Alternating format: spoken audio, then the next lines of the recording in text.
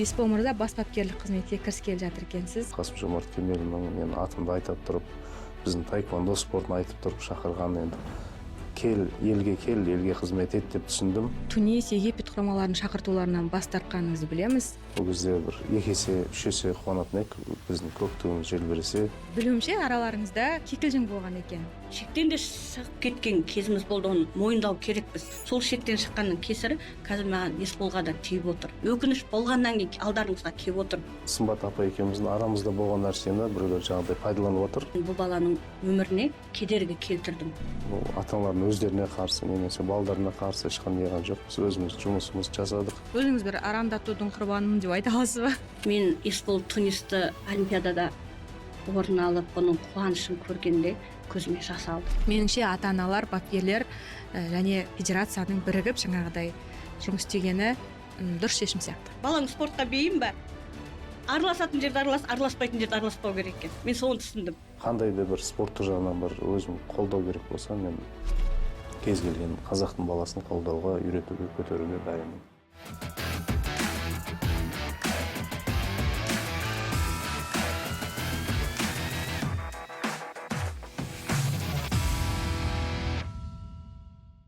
Қайырлы күн достар, бүгін менің YouTube арнамда отандық таеквондо жайын талқылайтын боламыз.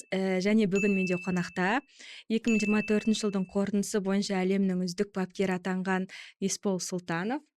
Қош келдіңіз. Және таеквондошы Қайсар Қыдырәлінің анасы Сымбат Абдрахманова ханым. Сымбат ханым, қош келдіңіз. Енді көпшілікке белгілі таеквондо спортында көптеген кикілжің тақырыптар бар. Бұл әлеуметтік желіде де көп бұқаралық ақпарат құралдарында да талқыланып жатыр. Спорт журналисті болғандықтан бұл саланы мен де айналып өте алмадым. Енді естуім бойынша Есбол мырза бас бапкерлік қызметке кіріскелі жатыр екенсіз. Сәттілік тілейміз. Қызметіңізді неден бастайсыз? Рахмет, шақыруыңызға рахмет. Және де таеквондо спортына көңіл бөліп отқаныңызға рахмет. Енді мынау бір жыл жаңағы Тунис құрамасымен жұмыс істеп, олимпиадада сондай күшті жеңіске жетіп, сосын бүкіл әлемдік таеквондо федерациясының марапатын алып, әлемнің үздік бапкері болып, бүкіл дүние жүзіне қазақтың бапкері, қазақтың таеквондосын көрсеттік. Енді сол бар тәжірибемді осы елде қазақтың балдарына көрсетсем деймін. Өйткені бапкер ретінде мен бапкерлік спорттық карьераның шыңына жеттім. Олимпиаданың чемпионын шығарып, бір елдің тарихын жаңартып, және де басқа көп елдер көрді, көп елдер шақырып жатыр. Бүкіл дүниежүзінің федерациясы мойындады. Енді сол тәжірибемді, сол білімді, сол қазақтың балдарына берсем, қазақтан сондай бір чемпион шықса деген бір ол кезде бір 2 есе 3 есе қуанатын ек, біздің көк туымыз желбіресе. Енді сондай ниетпен, сондай арманмен біріншіден Қазақстан келдім. Ал ең бастысы елбасымыз Қасым-Жомарт Кемелұлының мен атымды айтып тұрып, біздің таеквондо спортын айтып тұрып шақырған, енді елге қызмет ет деп түсіндім. Сосын үшіншіден осы өткен аптада мен Астанаға бардым, спорт комитетінің төрағасымен кездестім, сұхбаттастым, спорт министрімен жолықтым. Сол кезде ол кісілерден байқағаным, барлығы спортты көтерсек деп жанып тұр. Спорт реформалар істеп жатыр, бюджет, олимпиадалық спорттар, өңірлердегі реформалар істеп жатыр. Пландарын айтты, жоспарлар керемет. Ол да бір маған демеу берді. Енді Алла қаласа, жаңа өзіңіз айтқандай, бастағалы жатырмыз.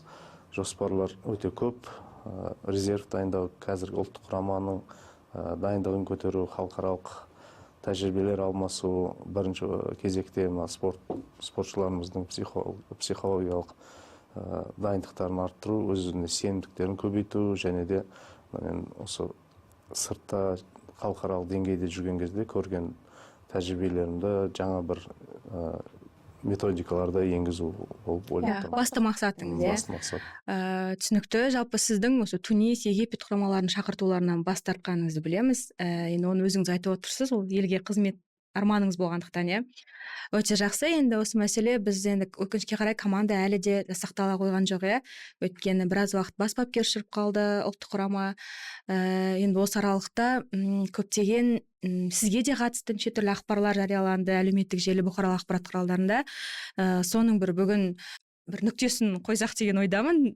Сол үшін Сымбат ханымды шақырдым. Білуімше араларыңызда кикілжің болған екен. Енді мен спорт журналист ретінде қанша уақыттан бері жүрмін. Осы аралықта мен осы таеквондо спортында ата-аналардың біраз жерге баратын білемін. Яғни әрине үлкен спорт, кәсіби спорт, сондықтан баласын бергеннен кейін ата-аналардың уайымдауы заңды.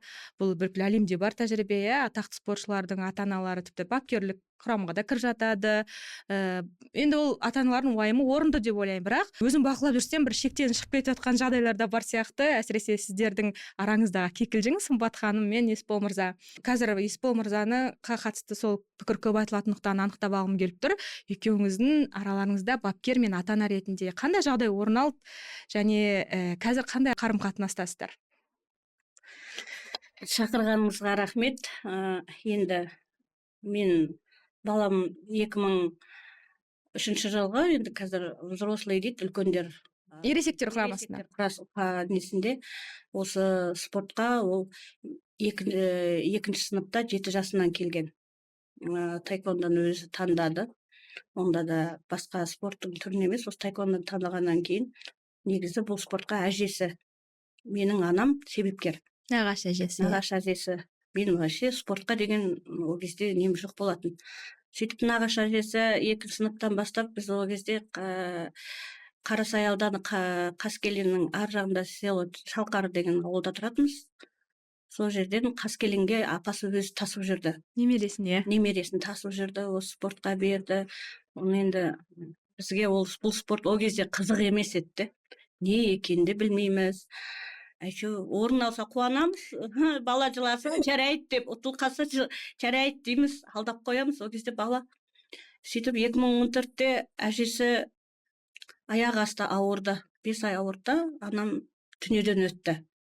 Өтер алдында осы баланы маған аманаттады. Осы баланы ары қарай спортын жалғастыршы деп.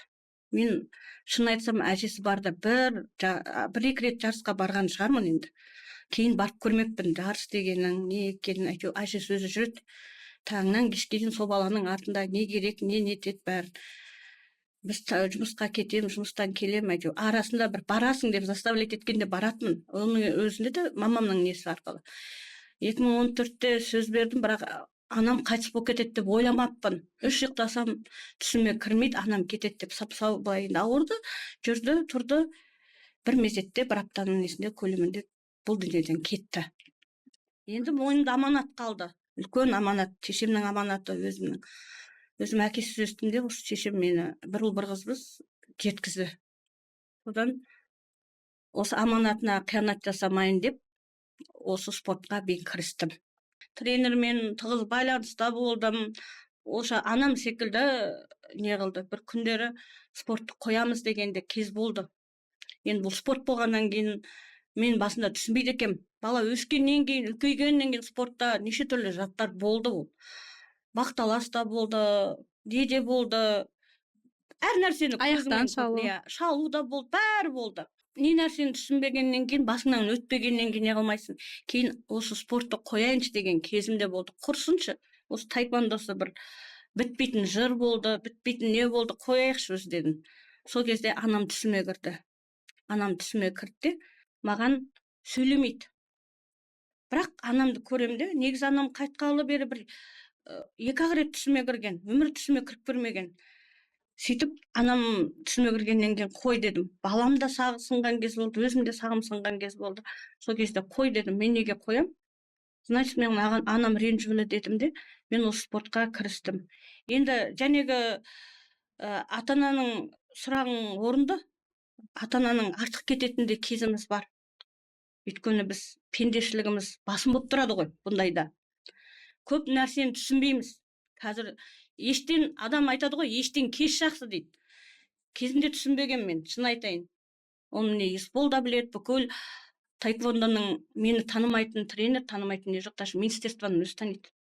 Біледі. Мен министерствоға бір үйіме барып келгенде барып келем. Елдер кіре алмай жатса, мен кіріп кетем. Сіз балаңыз үшін көпке барғансыз ғой. Бірақ енді шектен де шығып кеткен кезіміз болды, оны мойындау керекпіз. Өйткені түбімізде Алла бар. Біз адам бір-бірімізді алдай аламыз, дұрыс па? Мен Есболды алдаймын, Есбол мені алдайды, сіз мені алдай аласыз. Бірақ Алланы ешкім алдай алмайды. Адам не нәрсенің, может, менің де бір шектеулі осы уақытқа келіп тіреліп түсінуім керек болды ма екен, кім біледі. Өйткені адам түсінбесе, дальше больше кете береміз. Ол онда тұрған түк жоқ. Действительно артық кетіп қаламыз, біреудің алдына шығып кетеміз. Оны кезінде Тышанов айтқан бізге. Амалбек Тышанов айтқан. Республикалық спорт колледжі. Менің жұмысым араласпаңдар деген. Ол бетімізге айтқан маған, өзіме лично. Действительно біз сондай араласып та кететінде ол болады ата-ананың шы. Енді ол біздің шектен шыққан нәрсеміз. Сол шектен шыққанның кесірі қазір маған Есболға да тиіп отыр. Енді бұл жігіт кезінде түсінбедік. Мақтағанды емес, даттағанды емес, не нәрсені бетке айтқан дұрыс Есбол. Түсінбедік. Бұлар бізді түсінбеген шығар, біз бұлар түсінбеген шығармыз. Енді бұлар дұрыс қой, енді бұлардың жұмыстары. Қазіргі таңда бұл жерде ешкімді ұтылып тұрған ешкім жоқ. Спортшылар ұтылып тұр. Бір менің кесірім бүкіл Қазақстан таэквондосына кесір тиіп тұр. Әлі мысалға жарыстары, қазір балалардың жарқырап жүретін. Мен өз балам үшін емес, мен бұл жерде команда үшін, құраманың балалары үшін келіп отырмын. Мен балам ол бір Алла біледі. Бәрі Алланың қолында, ол ертең жарқырап шыға ма, жоқ спортты қойып кете ма, нете ма. Бірақ мен сол артта тұрған қазақтың қарадомалақ балалар үшін келіп отырмын. Келмесем де болар еді. Мен ешкім қинаған жоқ, мен ешкім неған жоқ. Сіздер хабарласқаннан кейін жарайды дедім. Жарайды, менің кесірім бүкіл Қазақстанға тиіп отырса, мен Қазақстанның балаларының жолын бөгемейін. Өйткені олар спортшылар ғой, олар еңбек етті. Ол еңбектің ішінде мен де балам еңбектенді. Енді Алланың бір несі жарақат алып қалып шыға алмай қалды. Шықса да, ұтса да, ұтылса да, енді ол бір Алланың қолында ғой. Баланың да қолында емес, бәрі Алланың қалауымен болатын нәрсе де бұл жерде.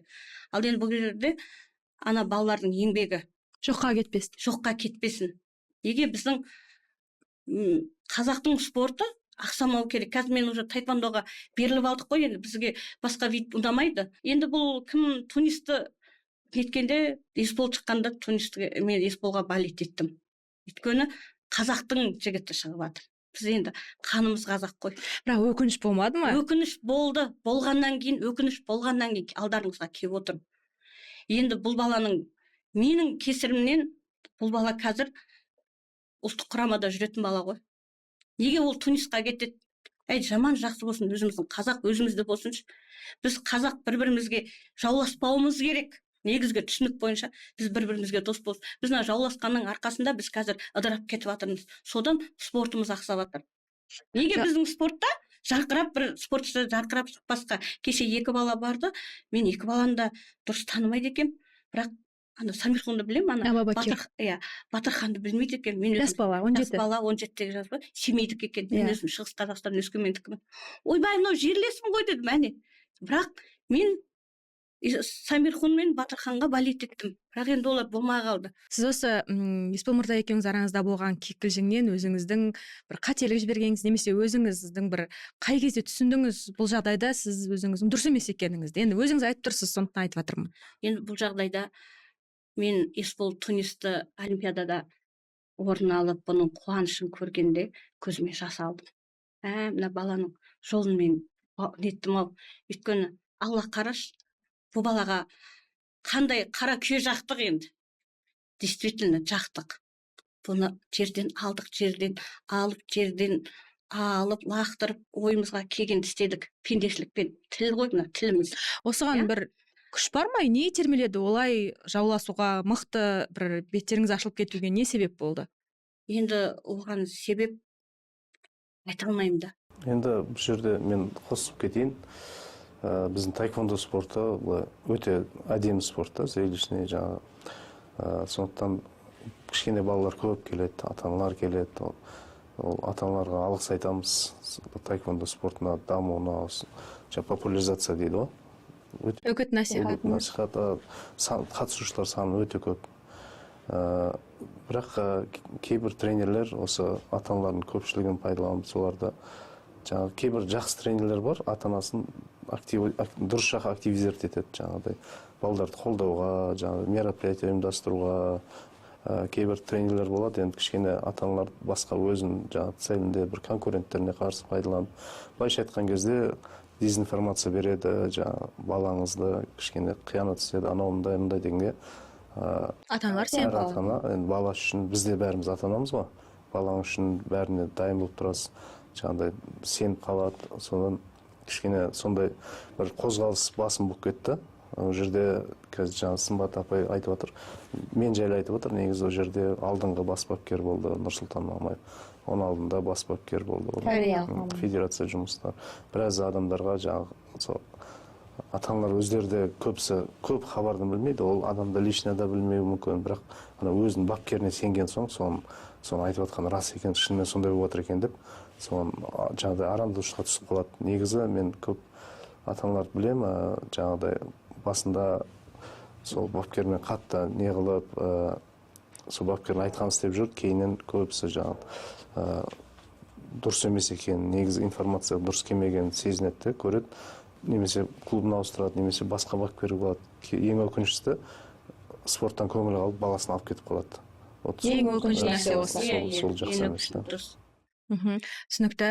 Енді қазір екеуіңіз татып аласыздар ғой, яғни араларыңыздағы түсініспеушілік бәрі жойылды, иә? Жойылды, иә. Мен енді Тунисқа кеткенде бұл баланы өз елімізде біз сыйдырмадық қой, действительно, сыйдырмадық.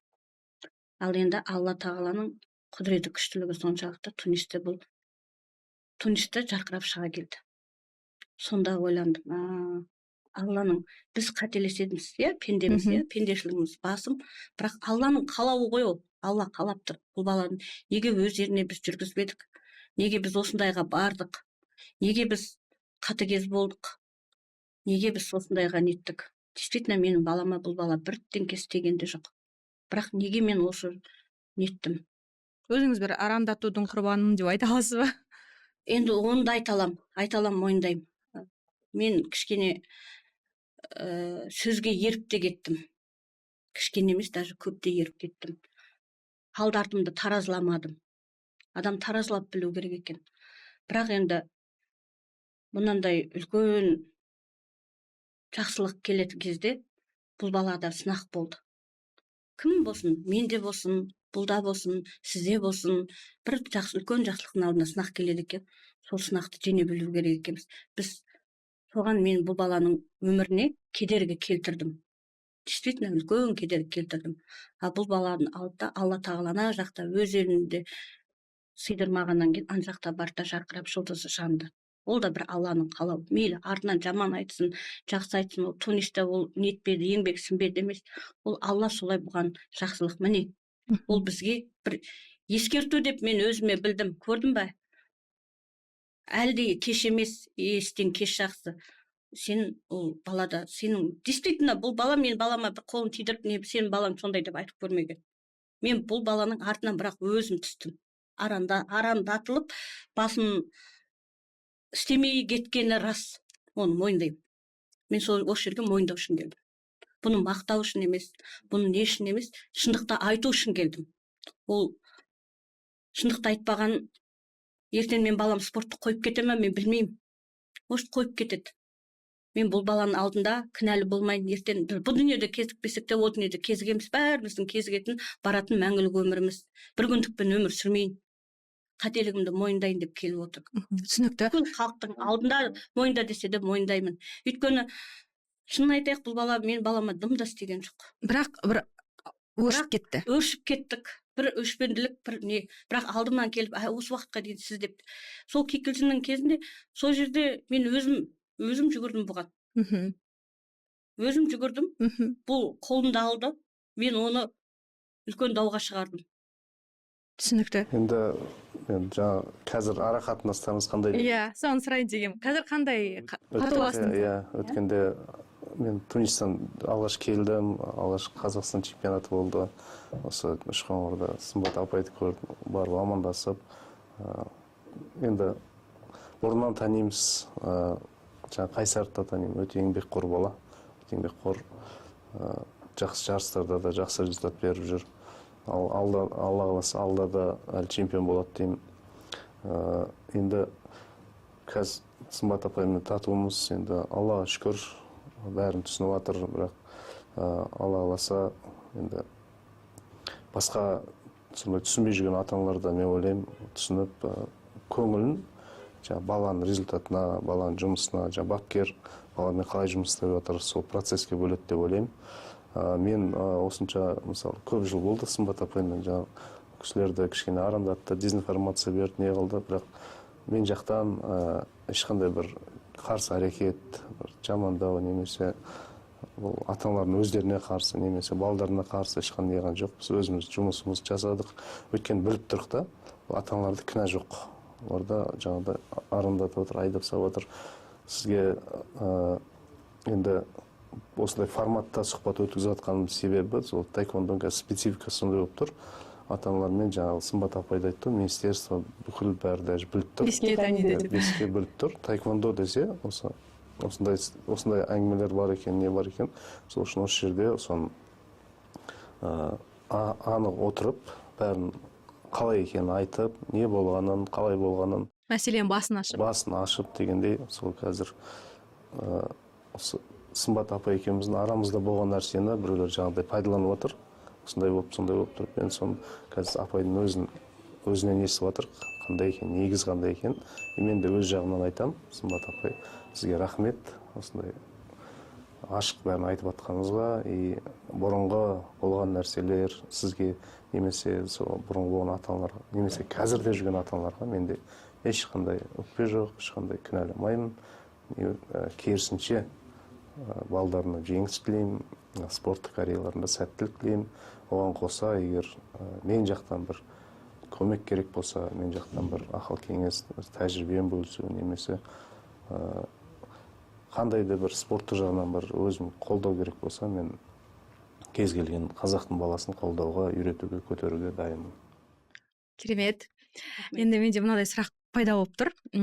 Жалпы ата-аналардың жаңа да айтып өттім, баласының спорттық карьерасына алаңдауы бұл дұрыс нәрсе, қалыпты нәрсе. Кез келген ата-ана ол баласы не істеп жүр, нәтиже бола ма, қандай спорт деген сияқты да.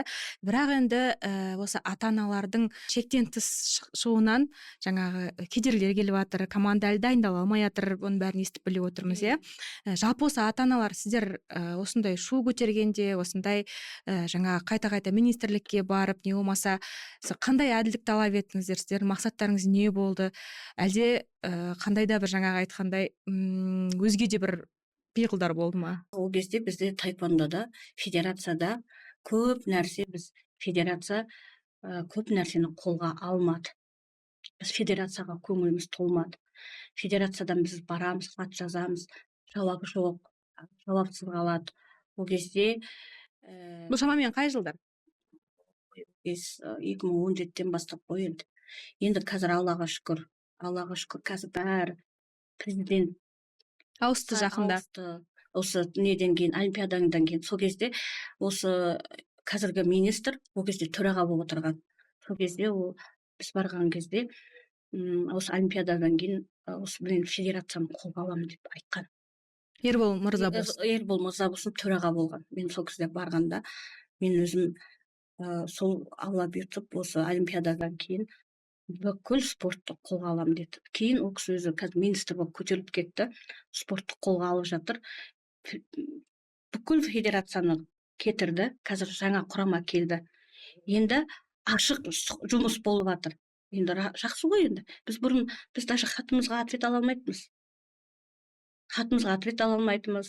Барсақ бізге жауап бермейтін, күле қарайтын, бізге былай айтқанда компромиске келмейтін, компромиске келмейтін. Біз енді таэквондоның қайда барамыз? Бірден министрлікке бармаймыз. Бізде жынды емес, біз бірден барып айдатып министрлікке барады. Біз ана жақтардан әділдік таппағаннан кейін министрлікке.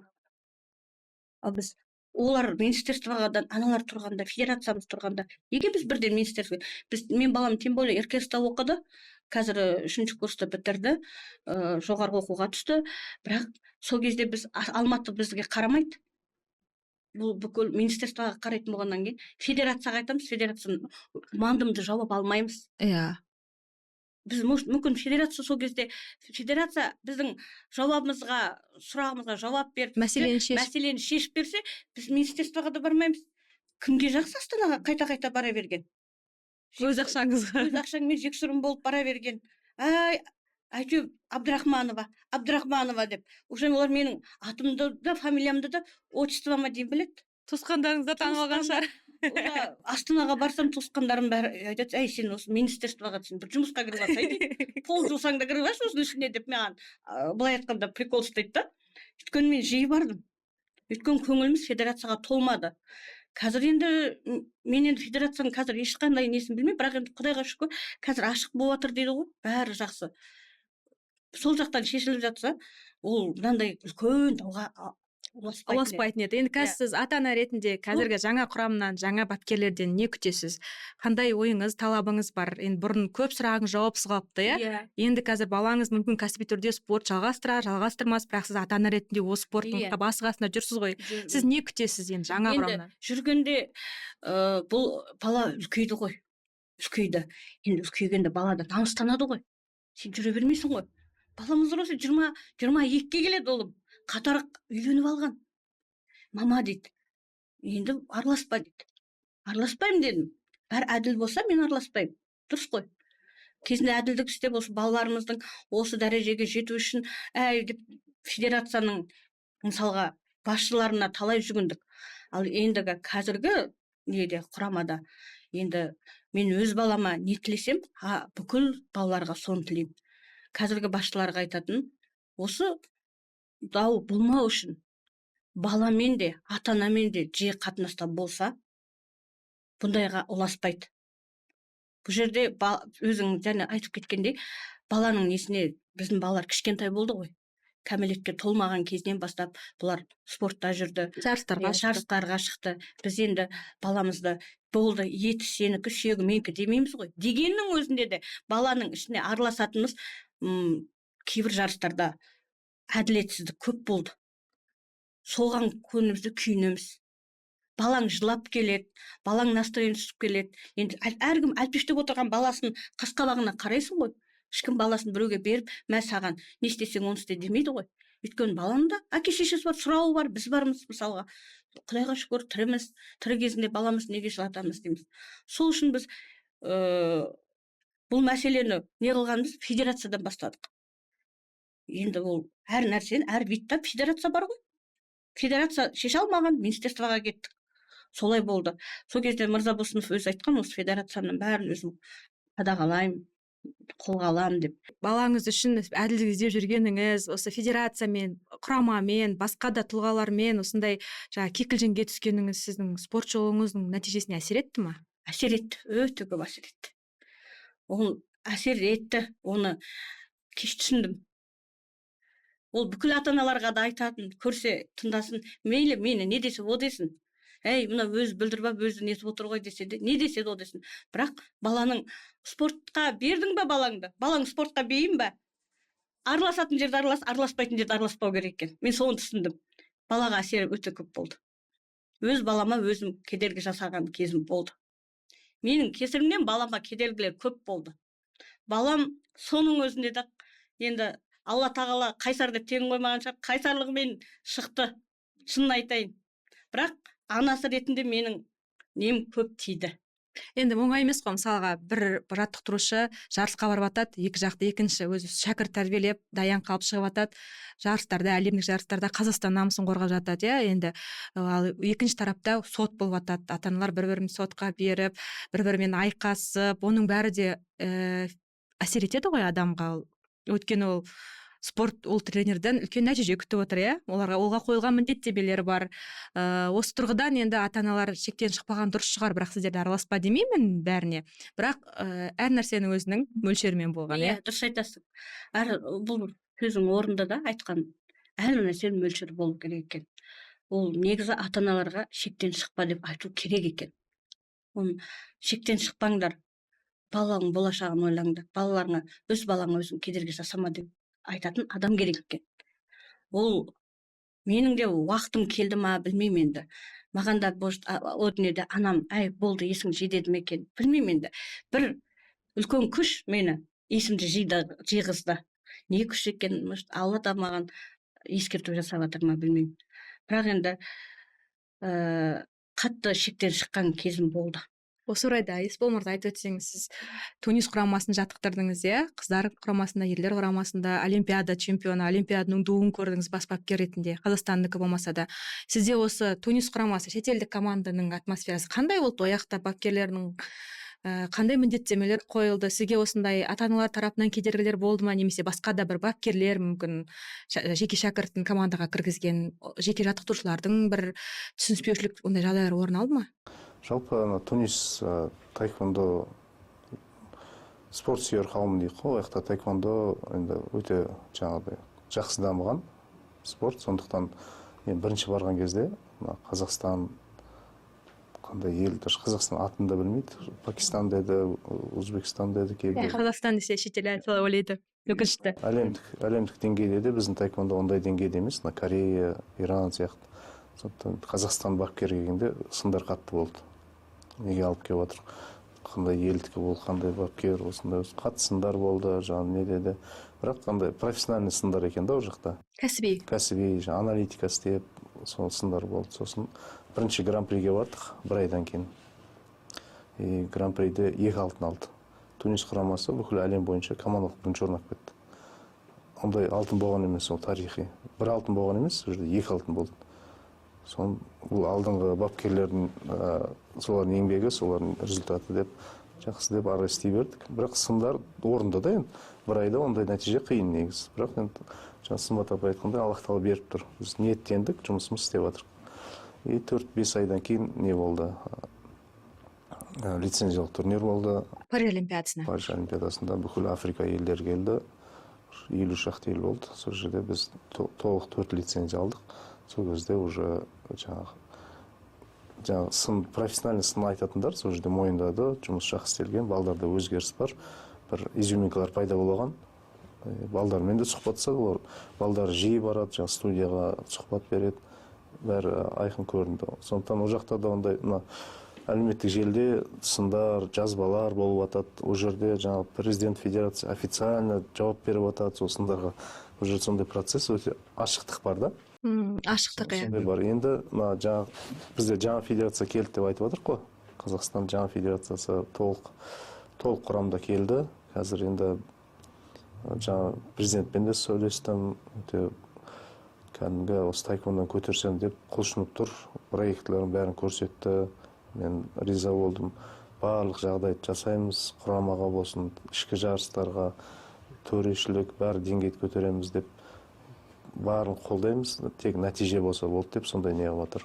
Сосын біздің таеквондо жаңағы ата-аналардың жаңағы белсенді, ата-аналардың белсенділігін ескере отырып, сосын жаңағыдай осындай ата-аналарды жаңағы арандатушылық жағдайлар көп болған ескере отырып, бізде таеквондода ата-аналарға арналған арнайы комитет құрылайын деп жатыр. О, қандай керемет. Жаңағыдай мысалы әртүрлі пиғылды бапкерлер ата-аналарды пайдаланғысы келген кезде осы бүкіл картинаны не болған, қалай болған анализін сол ата-аналарға бүкіл информацияны дайындап, сол ата-аналармен сұхбат қылып, кездесіп, бәрін түсіндіріп, информация беріп отыратын осындай арнайы комитет құрылайын деп отыр. Ол жерде спорт ветерандары, басқа саланың журналистері, мысалы, активный чемпион балалардың ата-аналары, басқа белсенді осы таеквондо көмектесем деген басқа бір азаматтар болады. Сондай бір комитет құрылайын деп отыр. Арнайы қоғаммен жұмыс істеу деген. Яғни мәселе іште шешіледі, андай алау-жалау болып, телевидение.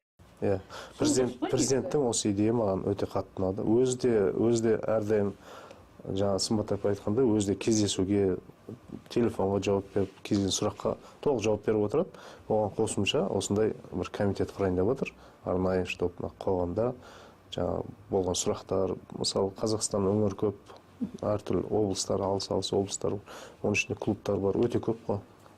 Алматының өзінде неше клуб бар, Қызылорда, Ақтөбе, Ақтау, жаңа Шығыс Қазақстан, оның бәрін контрольға алу мүмкін емес та, бірақ сол жақтан бір сигнал келген кезде мән-жайды біліп, осы комитет араласып, бір түсіндірме жұмыстары болатын, сондай сол идеясы өте қатты ұнады маған. Түсінікті.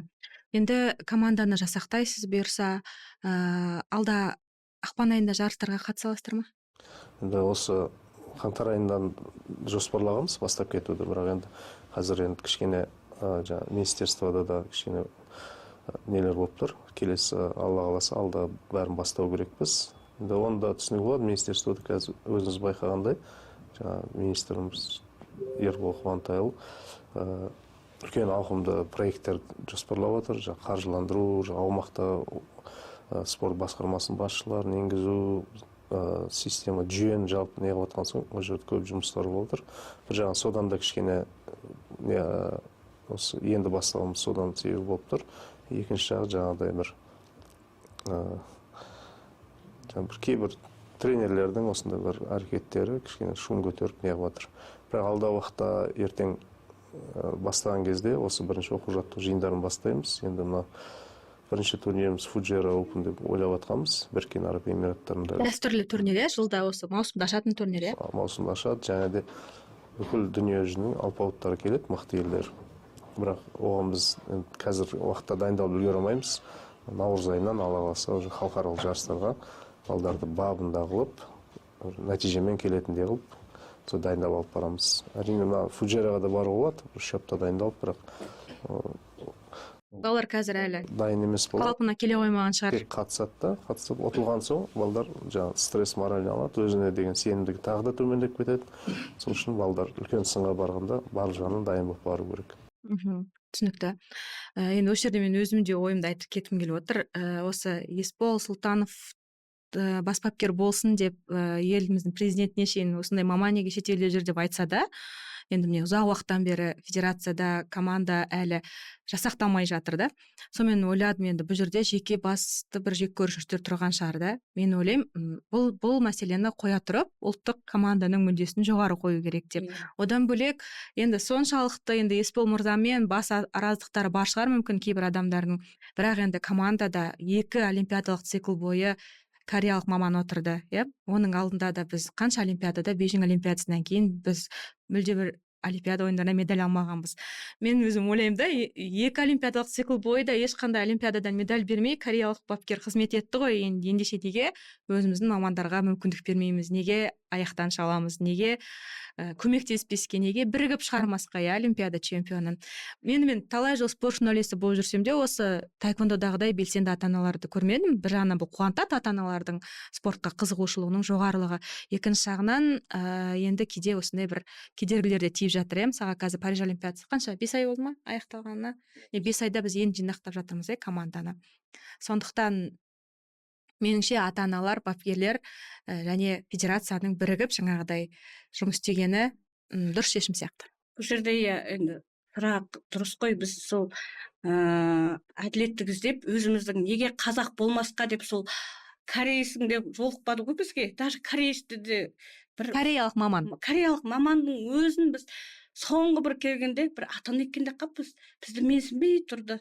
Бір неге кезіккенде үйбай соны бір дау болып кетті де, енді федерацияның несіне ол жерде. Ол кезде Олжас Беспаев болған. Соны айтты, кореялық шетелдің алдында қазақ өзімізді төмен түсірмейік деді. Кім ол дегенде қасымызда тұр екен де. Мен айттым, мынау жан ашитын адамға ұқсамайды. Бірің өліп, бірің қалып. Біз қазақпыз. Біз спортқа қызығушылықтың арқасында кіріп отырмыз. Осы даже біз былай айтқанда баламыз жарысқа барады, біз жарыспаймыз.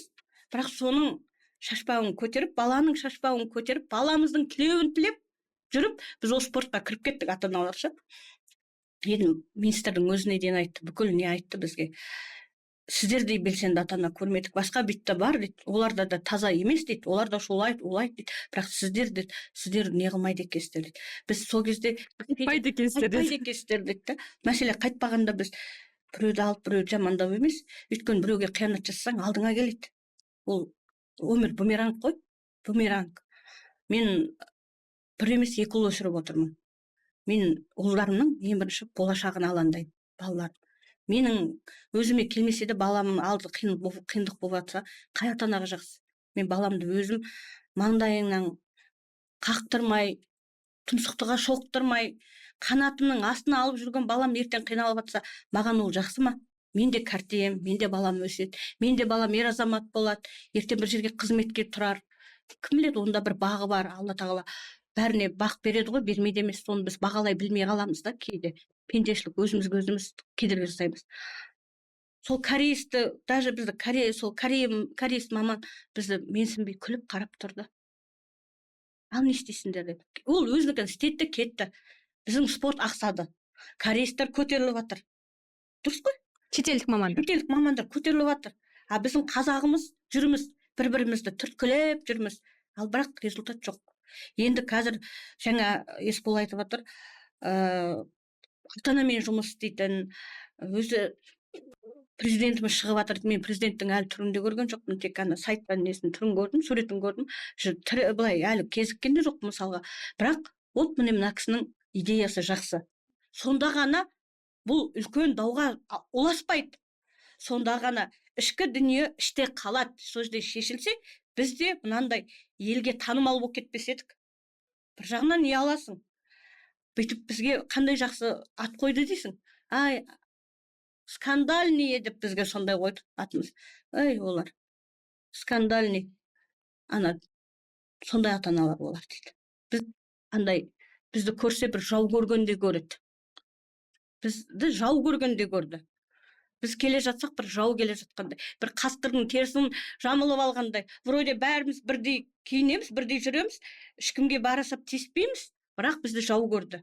Сол федерацияның ішкі тәртібі дұрыс болмады. Сіздермен яғни ортақ мәмілеге келе алмады. Содан үлкен дауға айналдық.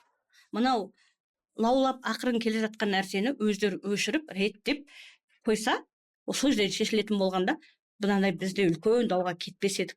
Бір-біріміздің артымызды түртпес едік. Біз министерствоға бармас едік. Ол министерствоға танымал болмас едік. Олар да министерствода бізден шаршады деп, кешке дейін біз бара бергеннен кейін. Басқа вид жоқтай. 180 вид бар деп айта береді. 180-нің ішінде бір вид. Біз таеквондо, уже таеквондо надоел дегендерді кейін естідік. Что таеквондоның былығы бітпеді деген. Ол сол және федерацияның қателігі болды. Бізге ата-анаға немқұрайлы қарады. Яғни федерацияның бұрынғы бұрынғы өкілдері дұрыс қарамады.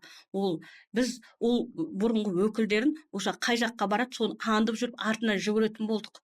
Сондайға да бардық. Сонда да біз адам құрлы көрмеді. Сол қателіктеріне біз ызаландық. Мейлі менің балам бұл спортта жүре ме жүрмей ме, бір Алла біледі. Оны бәріміздің бүгін бармыз, ертең жоқпыз деген дүние ғой бұл. Билікте мысалға адамның басы бақ беріледі. Бағалап білу бәрі өзіміздің қолымызда. Ал енді мысал ретінде бүгін барсың, ертең жоқсың. Қазір сұхбат беріп отырмын, ертең осындай жылы болам ба, бұны бір Алла біледі. Бірақ енді ғұмыр берсе, ғұмырын жасағым келеді. Ғұмыр тілейміз. Мысал ретінде енді соны федерация қайталамаса, осындай дауға ұлатпайды. Бізде ел қатарлы спортымыз дамиды. Міне жаңа өзіңіз айтып отырсыз, ақпан айына балалар дайын емес деп отыр. Бірақ мен баламыз сборныйда болмаса да, бірақ действительно басқа балаларға обал ғой. Олар еще бір нәрсені біз шіртіп жатырмыз. Біз қашанғы бүйтіп нете береміз? Біз өсейікті, өркендейікті. Біздің де спортымыз жақсы болсын. Бізден де олимпиада чемпионы шықсын да, кім болсын, өзіміздің қазақта болсын да. Кетіп жатыр ғой жан жаққа. Кеше Елдос Сметовті қандай Сметов танымаймын да, бір өзім балам алғандай таксиді айғайлап жібердім, ура алтын депші. Ол дзюдодан еш хабарым жоқ қой мен. Кішкентай ұлым, мен дзюдоға барам да қояды, алтын алғаннан кейін мен дзюдоист болам да қояды. Мысалы ретінде мен бұрын өзіміз енді таеквондоның фанатымыз ғой біз. Басқа вид бізге қызық емес. Жүзу. Шыны керек, мен талай ата-аналарды көріп жүрмін. Сіз сияқты жанкүйер ата-ананы бір рет көріп отырмын. Ал біз енді таеквондо десе ішкен асымыз жерге қоямыз. Жүгіріп келіп, мені қос прямой эфирден көреміз ғой. Анау шетелші айтып жатады, бір бәле айтып жатады, оны түсінбейміз. Ой, басына тепті бермей ме? Әйтеуір тепкендерін білеміз, ударды білеміз. Анан бір очкосын бермей ме? Ой, молодец, берді. Анау сөйтті деп отырамыз шы. Анаға неге камжон бермейді деп. Ол камжонды да біліп алғанбыз ғой. Ал енді сол федерация өз енді жаңа құрам құрылды. Осы құрам, өткен құрамның қателігін жасамаса, бұл жерде былай даулығатын ештеңке жоқ. Шешілмейтін түйін жоқ, шешіледі. Біз сол шешілмегеннен кейін барып мынандай асқындырып, мынандай атақты болып отырмыз да, былай айтқанда. Ойбай, бұлар сондай, ойбай, бұлар бұндай деп, даже ата-аналар, тренерлер деп бүйтіп бізден постоянно дистанция ұстайды ғой. Біз ана бір ата жаудай болып, өзіңде қысыласың. Олай болғымыз келмейді әрине. Бірақ біз әділдік болсын, осындайға бармасын деп, осындай қателік. Ол қай спортта болсын болады. Қай спортта. Оның көрдің бе, басшылар шешіп отыр. Мынандай үлкен дауға жеткізбей отыр федерациядағылар. А бізде федерация қателік жасады. Бұрынғы федерация. Біз енді үміттенеміз, жаңа құрам, жаңа федерация, жаңа бапкер мұндай қателіктерді жібермей, осы Париж олимпиадасынан кейін президентіміз өзі айтты ғой, спорттағы нәтижені жоғарылату керек, жақсарту керек деп. Енді соған қазір қадамдар жасалып жатыр біртіндеп. Енді соның нәтижесін көреміз деп үміттенемін. Еспол мырза, сіз дайынсыз ба осы ата-аналармен бір ауыз бірлікке келіп, бәрімен жақсы бір көпір орнатып, балаларды да, ата-аналардың да көңілі тыныш, жақсы нәтиже болатындай командада атмосфера құра аласыз ба? Алла қаласа, жаңа өзіңіз айтқандай, президентіміз осындай тапсырма берді. Жаңа министріміз келді, ол кісімен жолықтым. Қанша таэквондо жаңағыдай алдыңғы уақытта осындай бір негативный информация болғанымен, таэквондоға деген әлі көзқарасы жақсы. Таэквондоны көтеру керек, толық таэквондоны қолдаймыз деп тұр. Жаңа президент келіп жатыр. Ол кісінің де бағдарламасы бәрі ұнады. Енді мен осы орайда, осы қазір Сымбат апайдың айтқан сөзіне, сіздің осы сұрағыңызға байланысты Қазақстанда барлық бапкерлерге, ата-аналарға айтарым, енді қазір жұмылу керек, қазір жұмыс істеу керек, дұрыс бағытта. Ата-аналар баласына қараса, тренерлер сол өзінің нәтижесін, өзінің бір жеңілістерін, себебін өзінің жұмысынан іздесе, кішкене туралап, баламен көбірек жұмыс істеп, сонда бәріміз жұмылсақ жақсы болады деймін. Мен өз жағымнан жас тренерлер бар, өңірдегі тренерлер бар, жастар құрамасы, кадеттер құрамасында бапкерлерге өз тәжірибені бөлісуге, өз білімді айтуға дайынмын. Бұған да байланысты федерация президентінің тапсырмасы бар. Алла қаласа үлкен бағдарлама. Бүкіл өңірлерде біз тәжірибелі бапкерлер, төрешілер, медицина қызметкерлері семинарлар өткізіп, олардың білімдерін арттырып, оған байланысты біз мынандай тағы бір арнайы бапкерлерді өңірлерге жіберіп жатыр, талантты көрінбей жүрген спортшыларды қадағалап, көріп, аймақтардағы оларды интернаттарға шақырып, сондай бір керемет бағдарламалар бар. Алла қаласа, мен сол ата-аналарға айтарым, жас бапкерлерге бірінші ниетті түзейік, сосын жұмысқа көңіл бөлейік. Қазір енді барлығы реттеліп жатыр. Елбасымыз да, министріміз де, біздің президентіміз де бәріміз спортты қолдау керек деп действительно қолдап жатқан кезде, біз енді бұл жерде сол кісілердің айтқанын істеп, өзіміздің барлық жағдай істеліп жатқан кезде мемлекеттен біз енді нәтижеге жетпесек ұят болады деп ойлаймын. Сондықтан таэквондоның қоғамына айтарым, енді сөз түзелді, айтушы сен де түзел дейді ғой, абай атамыз. Сол түзелейік, енді жұмысқа көңіл бөлейік. Алла қаласа, осы өзім ниетпен келіп отырмын, қазақтың баласынан олимпиада чемпион шықсын деп. Осы 4 жылдықта Алла қаласа қазақтың баласынан олимпиада чемпион шығарайық. Аллах осы тілегімізді жеткізсін, иншалла. Жақсы. Сол күнге жетейік. Сіздерге көп рахмет. Көп рахмет, осы таэквондодағы мәселелерді ашық талқылауға келісіп, осылай ойларыңызды ортаға салғандарыңызға үлкен алғыс білдіремін. Біз егер түсінетін адам болса, біраз нәрсе айттық деп ойлаймын. Енді сіздерге сәттілік тілеймін. Біздің таэквондомыздан олимпиада чемпионын көретін күнге жетейік. Құдай соған рахмет. жеткізсін. Рахмет, шақыруыңызға рахмет.